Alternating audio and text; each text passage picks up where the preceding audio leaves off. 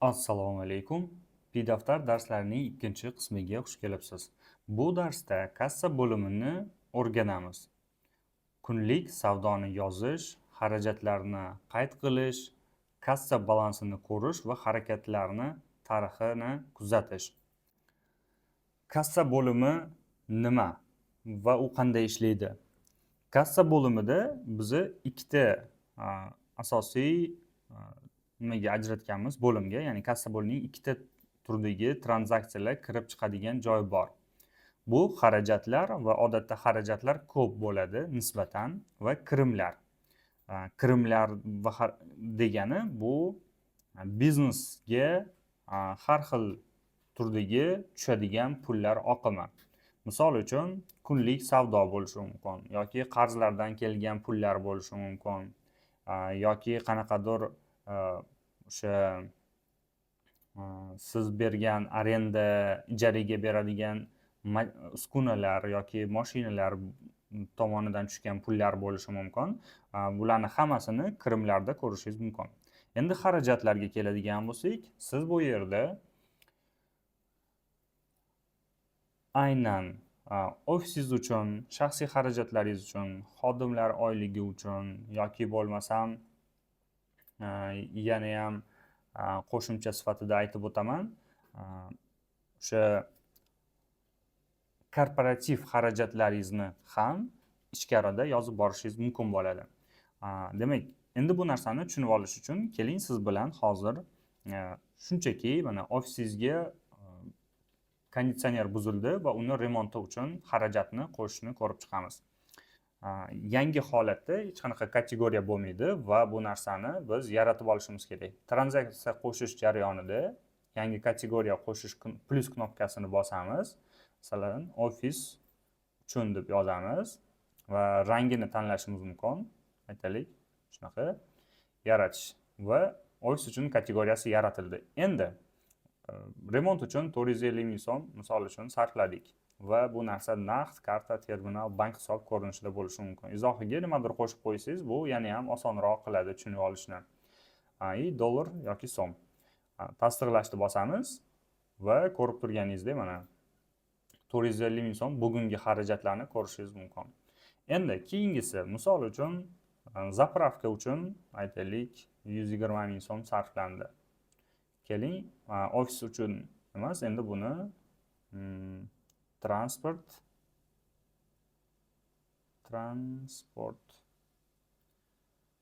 uchun deb yozamiz.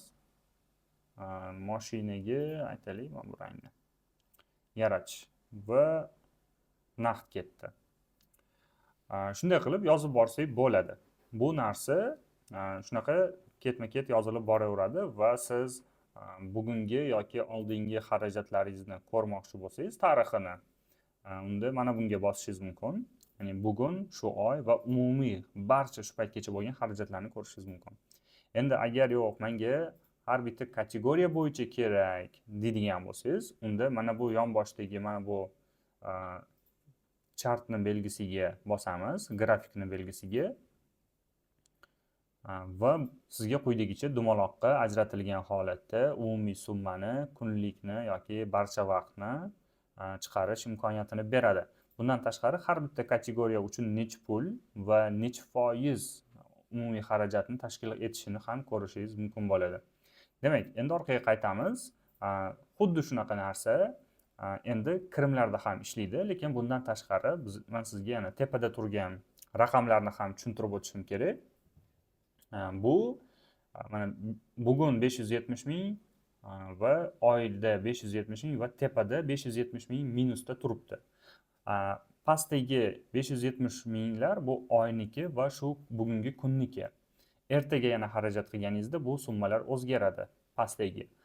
Lekin tepadagi 570 ming so'm esa bu balans hisoblanadi. Buni ham hozir tushuntiraman. Keyingi videoda yana ham aniq bo'ladi. Ya'ni sizni xarajatlaringizni kirimlaringizdan ayirib tashlaganda qoladigan qoldig'ingiz bo'ladi. Demak, endi biz kirimlar bo'limi bilan ishlaymiz. Odatda qanaqa bo'ladi kichik bizneslarda yoki umuman o'rta kichik bizneslarda xarajatlar savdo obedgacha buncha tushdi, obeddan keyin bunaqa tushdi, bunaqa summa tushdi degan narsa bo'ladi va bu narsa kartada buncha tushdi, nimada naqdda buncha tushdi deb aytiladi. Va o'sha narsaga moslashtirganmiz. Buning uchun ham o'sha xarajatlardagi kabi masalan savdo deb yozsak bo'ladi. Yashil aytaylik 1,5 million so'm tushdi. Naqd savdo bo'ldi va bu narsa mana shu joyda yoziladi. Endi bugungiga shunaqa yana qo'shimcha aytaylik yetkazib berish deylik. Summa masalan yetkazib berishdan 250 ming so'm tushdi. Yetkazib berish. Rangini boshqacharoq qilib qo'ysak ham bo'ladi.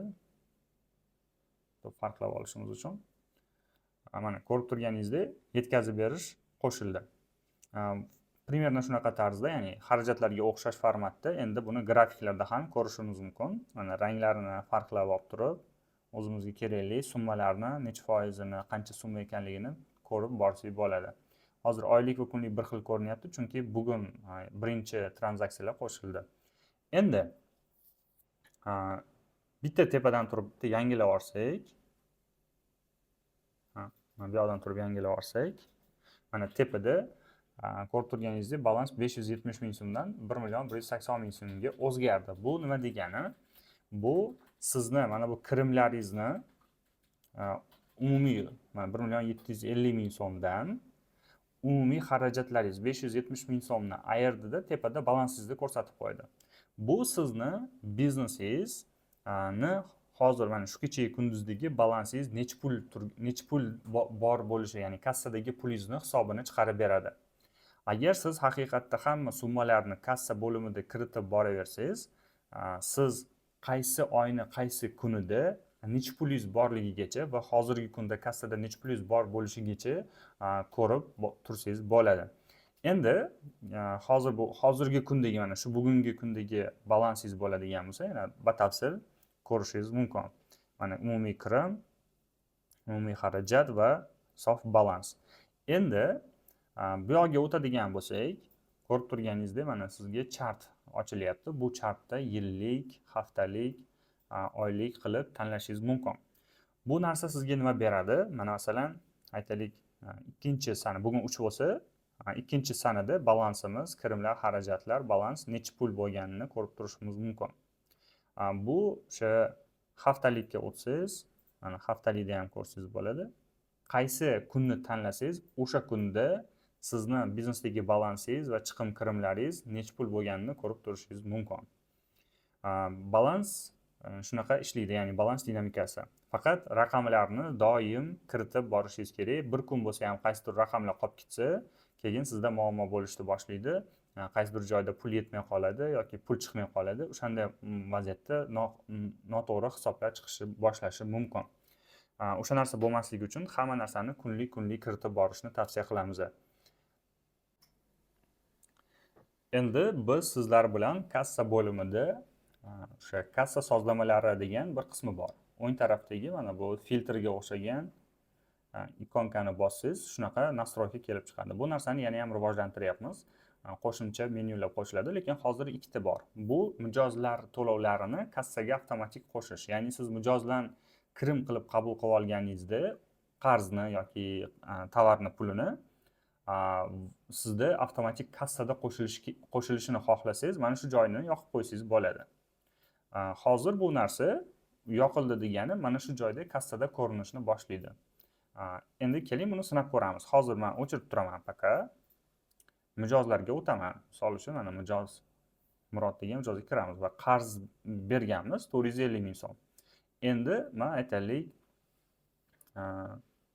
250 ming so'm qarz pulini berdi. Balansda 200 ming so'm qoladi. To'lovni qo'shni bosaman va bu yoqqa o'tamiz. Endi kassa bo'limiga o'tadigan bo'lsak, hozir kirimlarga o'tadigan bo'lsak, hech qanaqa pul to'lovi bo'lmadi. U yetkazib berish edi, bu nima edi? Endi biz mana bu nastroykani yoqamiz. Mijozlar to'lovini kassaga avtomatik qo'shish. Bu kirim bo'lib qo'shiladi, chunki mijoz pul beryapti. Endi yana bu yerga kiramizda kirimni bosib, 200 ming so'mni kiritib, to'lov qo'shishni bosamiz. Keyin kassa bo'limiga o'tsak, mana mijozdan kirim deb avtomatik tarzda to'lov qo'shilmoqda, ya'ni kirim qo'shilmoqda. Endi shunga o'xshash narsani biz ta'minotchilar bilan ham ishlashimiz mumkin. Ya'ni biz ta'minotchilarga pul berib yuborgan paytimizda, hozir mana ta'minotchi bizda yo'q, ta'minotchi qo'shib olamiz. Misol uchun kola поставщик deymiz. Raqamiga hozircha uni qilib qo'yamiz. Kola поставщик bizga aytaylik 15 millionlik tovar beruvdi.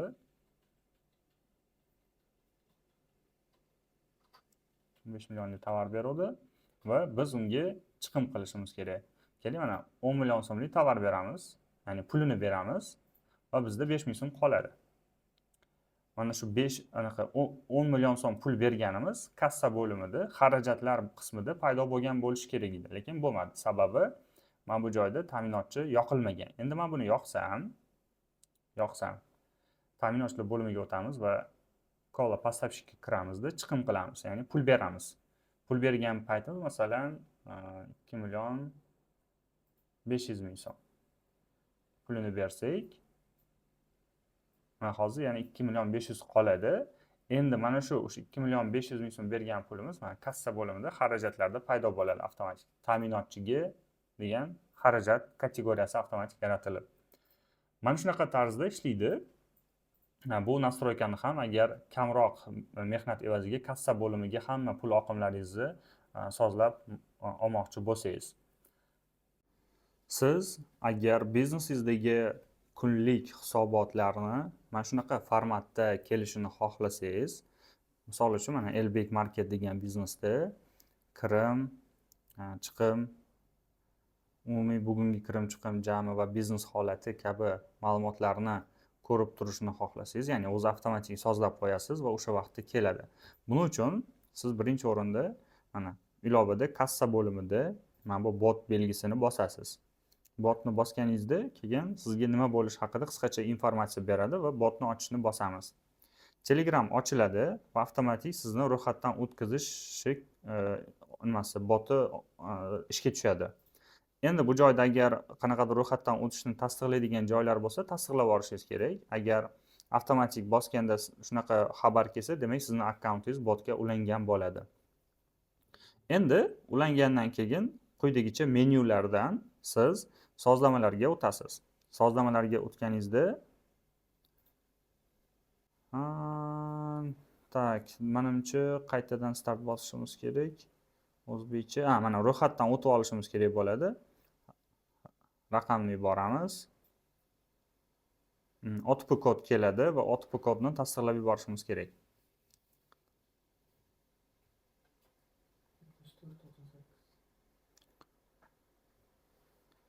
Teramiz va 6498 7498. Mana botdan ro'yxatdan o'tib oldik va shu joyda sozlamalar bo'limini bosadigan bo'lsak, endi quyidagicha bizga o'sha bizneslarni sozlamalarini ko'rishimiz mumkin. Endi bizga mana kunlik hisobot vaqti degan joyiga bosib, bironta vaqtni belgilab qo'ysak bo'ladi va avtomatik tarzda o'sha vaqtda xabarlar borib turadi. Endi bundan tashqari rejali biznes hisobotlar va kunlik Excel hisobotlar degan joyi ham bor. Rejali hisobotlar bu sizni barcha ma'lumotlaringizni bitta fayl qilib, o'sha har bitta biznesingiznikini bitta fayl qilib, qanchadir vaqtda har kuni yoki har nechadir kunda yuborib berish imkoniyatini qilishingiz mumkin. U primerna mana shunaqa fayl bo'lib keladi. Bu faylni yuklab olib, keyin mijozlaringiz ro'yxati, ular bilan bo'lgan oldi berdilar, ta'minotchilar va boshqa istalgan tranzaksiyalar, kassadagi kirim chiqimlarni hammasini Excel formatda yuklab olishingiz mumkin bo'ladi. Hozir ozgina bosilmayapti. kim yozgan, qachon yozgan, naqd bo'lganmi, boshqa bo'lganmi, hammasini ko'rib tursangiz bo'ladi. Shunaqa qilib siz o'zingiz uchun biznesingizni sozlab, nasroka qilib olishingiz mumkin. Bundan tashqari yana hisoblarim degan joy bor. Bu joyda o'zingizni qaysi tarifdaligingizni va qancha balansingizda pulingiz borligini ko'rib turishingiz mumkin. Shunaqa qilib botimizdan foydalanishingizni tavsiya qilamiz.